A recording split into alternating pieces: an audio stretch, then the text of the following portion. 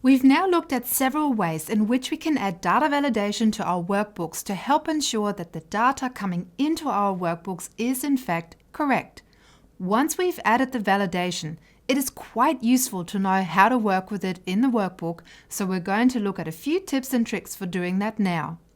One of the things that can easily happen is that validation was accidentally added to the wrong cell. So for example, what has happened in this workbook is the validation has been added to the heading. Now we actually want that heading to say location, not showroom or basement. So what we're going to look at is how we can clear the validation. Start by clicking on the cell or cells where you want to remove the validation, come back to your Data tab, click Validation, and at the bottom you'll see a Clear All button. Click on that and say OK. You can see the validation has now been cleared from that cell. Now when we added the validation to this worksheet, there were already a few values that were incorrect. You can actually see them here highlighted by little green triangles. But they're not very visible, so we would like a really clear way to identify all the cells that don't meet our validation criteria. When you come up here to the validation button, but this time you click the drop-down menu just to the right of it, the second option down is Circle Invalid Data. When we click on that, we get really nice, highly visible red circles appear around all the invalid values. If you don't have time to sort that out now, you can easily clear the circles by coming back to the drop-down. We, however, would like to fix it, so I'm going to go back to Circle Invalid Data, come to the first one, select the correctly spelled showroom, and then we might as well take care of the other two. The rack here should be rack 1, and this one should be 3. Problem fixed. Our data is looking much better already. So that is how you can easily identify and highlight cells that don't meet your current validation criteria. When you're working with workbooks that you're not familiar with, it's not always easy to identify at first glance where data validation has been applied previously. Fortunately, Excel provides us with a method for doing this as well. We're going to come back to the Home tab now, and on the far right here you can see that there's the Find and Select. So click on it and we'll come down to the Go To Special. And this little dialog is really useful. It allows you to, for example, select visible cells only, or select cells that contain formulas. Or what we're looking for here is data validation. There are two options under validation. Select all the cells that contain validation, or select only the cells that contain the same validation as the currently selected cell. We're going to look at the second option first, so click on Same and click OK.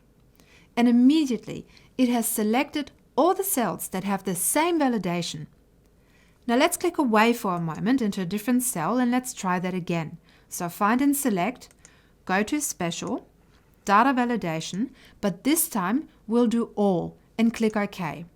And now you can see that all the cells containing validation have been selected. Another thing you can do is copy cells with validation. Normally when you copy a cell, it will copy the contents of the cell, the formatting of the cell, and any conditional formatting, as well as any validation. If, however, you just want to copy the validation, you can do that as well. Much the same way as you can choose to just copy the formatting or to just copy the value. So let's have a look at an example. Let's say that they've identified that the target level should always be a number between 5 and 100. So let's apply that validation now. I'm going to press Ctrl-Shift-Down arrow to select all my data. Then I come back up to Data Validation and I'm going to choose a whole number between 5 and 100. And that's our data validation added. Now I realize that my reorder level meets exactly the same criteria. So rather than going through that whole process of adding it again, I can simply copy the validation rules from the target level. So we're going to press Ctrl-C to copy like we normally would. And now we're going to do a paste. But in this case, we're going to do a paste special. I'm going to select all my reorder levels. So click in J4 and Ctrl-Shift-Down arrow. And then I'm going to right-click and come down to Paste Special. And here's the trick. Once I've gone to Paste Special, right at the bottom, you'll see another option to Paste Special because this one is very special.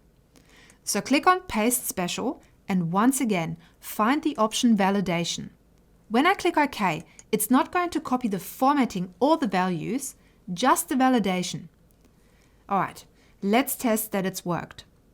So the values have stayed the same, which is rather reassuring, and we'll test that the validation has been added.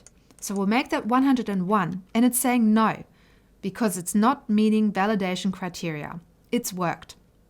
So we've now looked at how we can easily copy validation, and that's really useful if you need to copy validation from one sheet to another, or you've added data at the bottom of your sheet and forgotten to pull the validation down with it. On that note though, one of the things we want to ensure we're able to do is when we add data to the bottom of the data set, we would like the validation to move down with it. What people may be tempted to do is to select the column and add validation to the entire column. But that's really not good business practice. For one thing, you're adding validation to cells that shouldn't have that validation. But given that we now have over 1 million rows in Excel, you're also making Excel work unnecessarily hard. So we really only want to add validation to the cells that contain data. But I hear you say, what about when I add new values at the bottom? Well, the solution is simple. Convert your data into a table to begin with.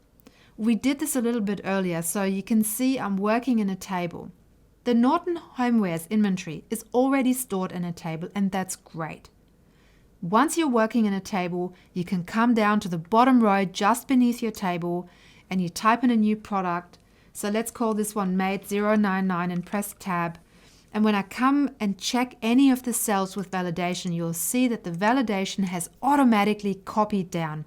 And that is probably the best way of ensuring that your validation auto-extends with the rest of your data.